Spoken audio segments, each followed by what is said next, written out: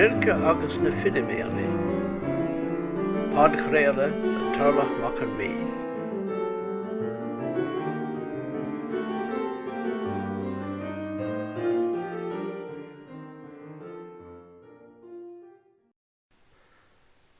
Is seo tarlach mac an mí a caintlibh. Tá éan ann nach raibh aithne agam agus mé óg, Tionscnamh bhfuil sé in éireann, cé go bhfuil sé flúirseach in áiteanna eile san Eorp, an filiméala. Tá an ceoltóir seo éagsúil le héan éan eile ó thaobh na cantarachta de. Ní chanan sé ach san airach, nuair hagann sé ar ais imirce I mí abrán, agus go dtí mí bheithimh, nuair agan na héin óga an nead. Ní dócha go bhfuil éan ar bith eile ó bhfuil bua sin na cantarachta aige, agus a éiríonn as bheithic canna chomh luath sin sa bhliain. Ach tá an téan seo cáiliúil, ní hamháin as ach do cantarachta glóide, ach tuisc go galann sé san oíche, rud nach neineann éan le na Eorpa de gná. Bí an trácht ar an fhiliméala ag na filí ach teanga, Idálais, Francais, Gearmánis agus Saxbhéarla, tuis go bhfuil a cheol bránach, mar a bheith duine ann atá an ngrá agus é críomhriste, tuis nach bhfuil a leanán leis. Heastigh óim le fada filiméala a chluisteáil, agus mé I mo chónaí an seo san hEilvéise. Ní éasca an rud é, mar bíonn sé gan go leor an áiteanna, ach bhí seans maith agam ar deiridh, nuair a rinne an eagraíocht éan ó liosta an seo tros go dtí glán na ráine I gantún Valais, mar bíonn na filiméalaí flúirseach go leor an sin. Tháinig mé go dtí glán na ráine mar sin. Tá chuid ina labhtar Gearmánis, an tíorthar, agus chuid ina labhtar Francais, an tíorthar, agus is é an chuil dorcha ar a dtugtar Plínmhailt, Garda Rádmhaile Laig, an teorann idir an dá theanga. Má híonn tú an féin, an ghé hirim rochlach sin, I chéadann trí na halpa sa glán seo.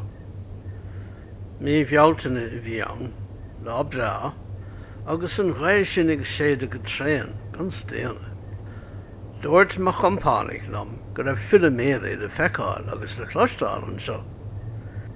Tar éis tamil agus sin ag siúil, chomhla mar ábharán brá ard ó na tur.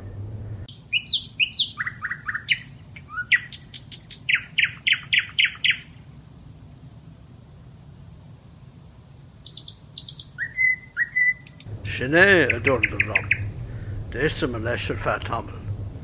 Chur mé ceist orthú, an dóilemh go bhfuil an ceol sin bránach, críomhriste, bunaithe go leis an dondómh, dúirt an nach raibh.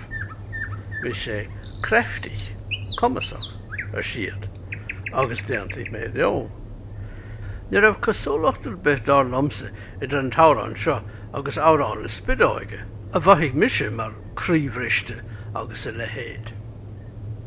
Ar fearr an lé, chomhla mé filiméala a canna, agus deiridh mé cleachtathe ar an árán. Ach níor bheas mé riamh go raibh an ceol seo bránach.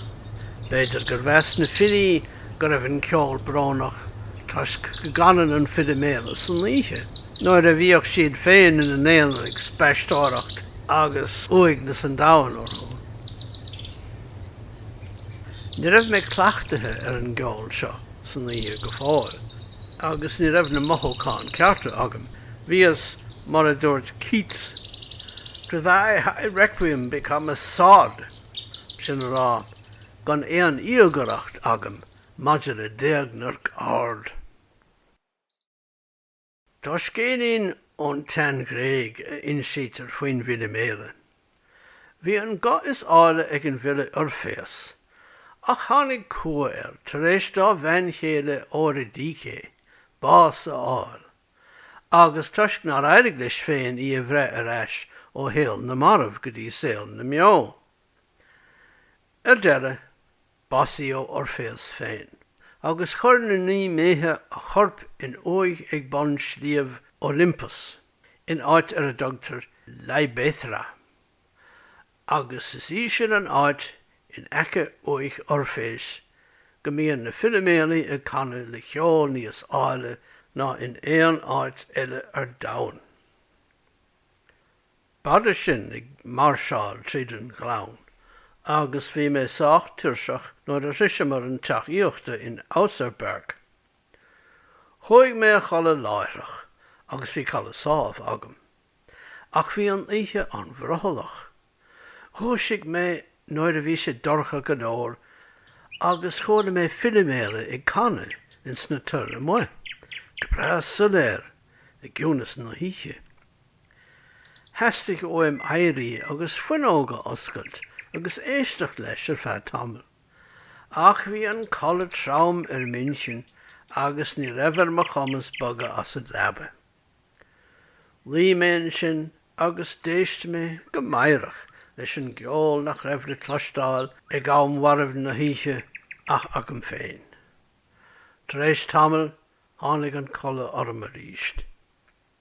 An bhaidin bhí ann nuair a ghuaisíodh mé. Chuaigh mé síos staire chun bricfásta, agus dunis mé faoin fhiliméala le mo champánaigh. Ní raibh sé cloiste i gcéan duine eile. Bhí mé ag smaoinemh an teideal bhí ann, ach bhí coibh na bacht agam ar. Sin mar a bhíon an scéal leis an fhiliméala, teilgeann an duine a bhrán agus a chua féin ar an éon seo, agus gacha bhaine leis, dondamh, caoine, grá, bás.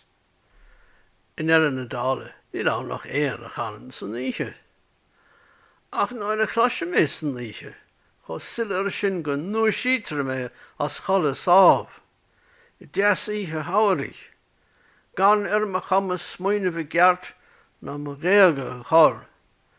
Is féidir am creadúint go bhfuil galar intine nó meisce ag buint leis an geol seo ó éon nach bheictar chuige. An ceol ar a dó aice.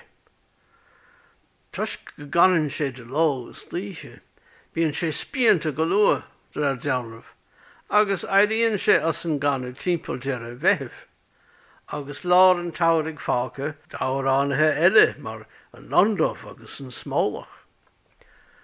Déirfá gur le teann éadóchais ghuaisíonn an téan seo san líocha thu. Créatúir atá ann atá caiilte, ag dul thara olingt. Nílach séasúr garid ag an filiméala gan bheith ag canna, ach líonann sé an tam sin le na chuid ceol. An lá ar na bhálach chomar níos fuide tí glán na ráine go dtí Raron. Bhí an bhaidin brothalach go leor, scamal sa spéir, ach tar éis tamil tháinig an ghrian amach, fad is a bhí mar ag seoladh na casáin, agus trí íon chuirt lochtán. Agus ó am go chéile, chola mar filiméala ag canna. Ar deir a hangamar go balla Raron. Tá cumann na Francise ar an ainm, ach tá an áit fós i limistéir na Germáise. Ar chnach caragrach os cheann an Valais, feictar an Borgkirche, nó Castellán Eaglais. Castellán a bhí ann ar dús sa bheanlíd, ach sa sé ó hís déag duine Eaglais le clogás de. Chomh mar suas an casán crochta, sin ag éisteach leis na filiméalaí a bhí ag canna ó na munacha íon ár dimpel. Martin Downig i bhí ann, agus thrise mar buaic an chnoic, díreach agus an pobal ag teacht amach ón Afran. Chuir an sagart paráiste fáilte ráin. Pronsíosach maireach a bhí ann agus féasóh mór air. Nuair a chóla sé uain cé sin agus cad a bhí ar seolagain, leabhar sé faoi chanan na néan mór himpel, agus dúirt sé linn go raibh sé díreach tar éis tagart a dhéanamh dó sin ina chearmóin san Afran. Sin an pronsíosach agaibh a cheap mé. Tá cáil ar Borgkirche Raron san látá nniu ann, Tuiscúil Uaigh duna dilí mór na Gearmáise sa bhíú híis, Rainer Maria Rilke, sa relic beagán. Bhí aithne ag an bhile ar an áit, agus chuir sé coiníoll ina uacht, go gurfaí an áit sin é. Tá an Uaigh díreach in aice le falla na haglaise réon taobh amháin, agus feictar an chruis simplí as aimid agus RMR scríofa orthaí a bhí ann dús. Ach sa bhalla taobh hiardaí tá leath coinneáin ann, agus feartlaíonn ile versa Aisteach go leor dá chuid. Rose o reiner Widerspruch, Lust, niemand schlaft zu sein unter so viel Liedern. Rose chun trácht lán, míon gan bheith mar chola éon duine faoin irid sin mogul súile. Dimich grúpa mo champánach de réir a chéile, mar heastig ó dul sios go dtíon baile ag bon an chric, agus dag siad mé éonar os chóir na Uaighe. Bhí rósanna ála dearga timp na crise aimid, war mé an tamil fada. Bhí méid machnamh ar an bhéarsa a chamse mar airtlaí dó féin, agus i géirí é hiiscint, céalagan a bhaint as. Agus déist mé leis na filiméala sa chuil mhór timp na haglaise, ceann níos gure, ceann ar a níos foiide a muo, agus iad a canna go bí.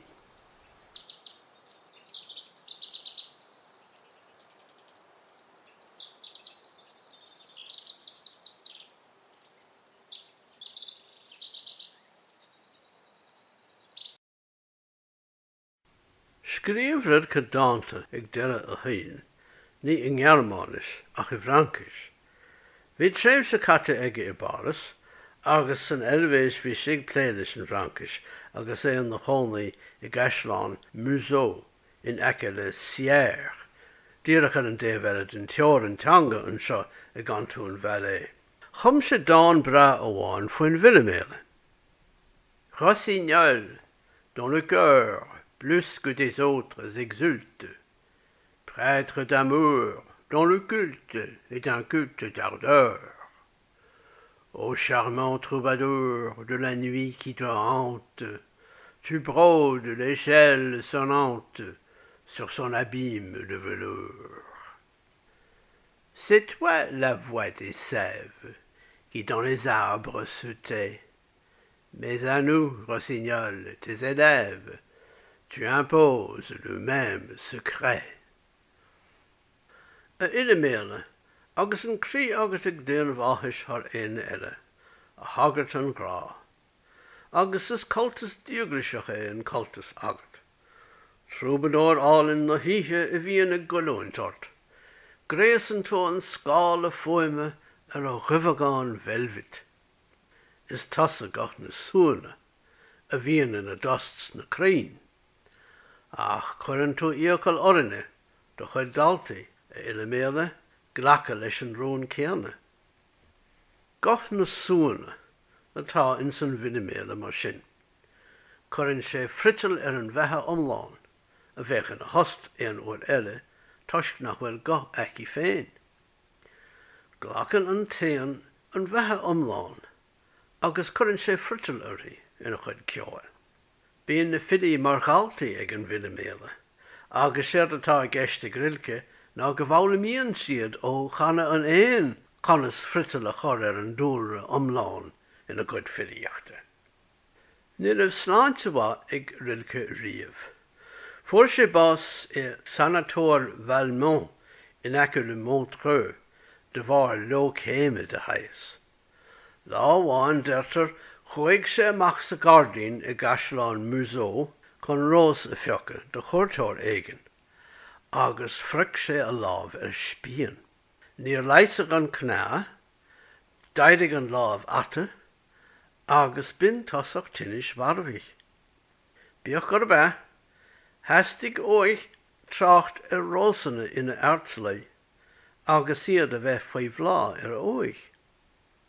Scríomhann sé faoin na petal mar a bheith mogul súil ann.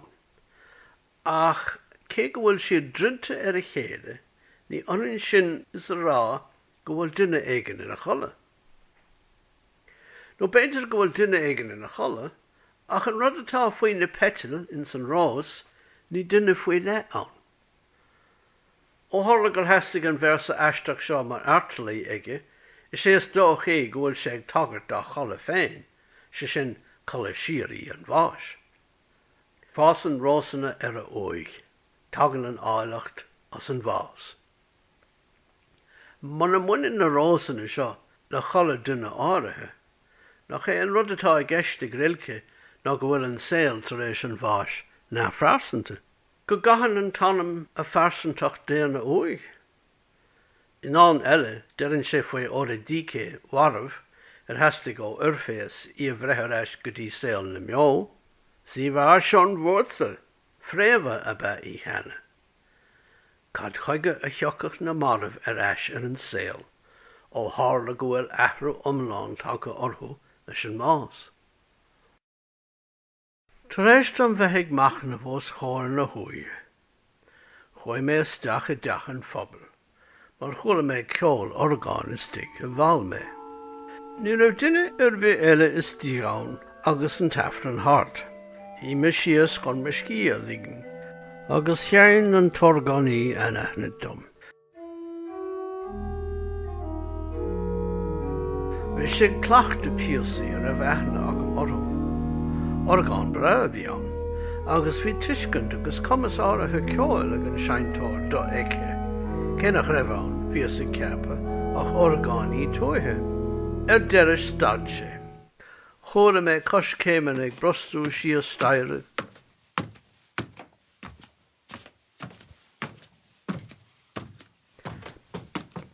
Agus bhí sé imé. Fágu éonar sa Tionscnamh.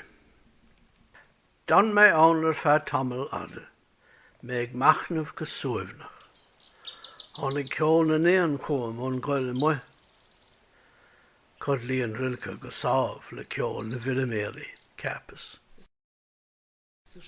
Óir amháin, chóra mé gath beirt bhain ag dul hart.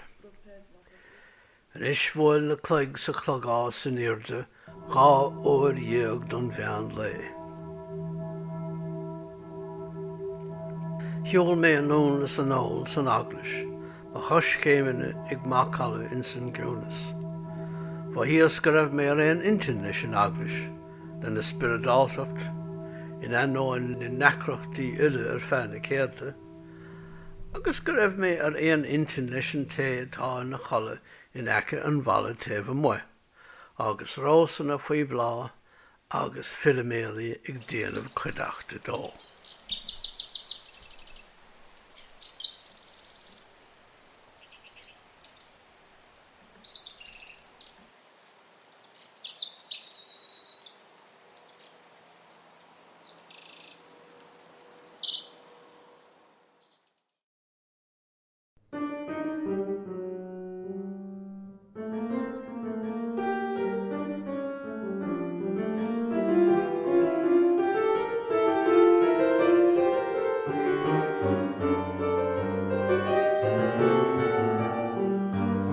Bhí sé bhí géisteacht le Rilke agus na filiméalaí, Podchraoladh le tarlach mac an mí.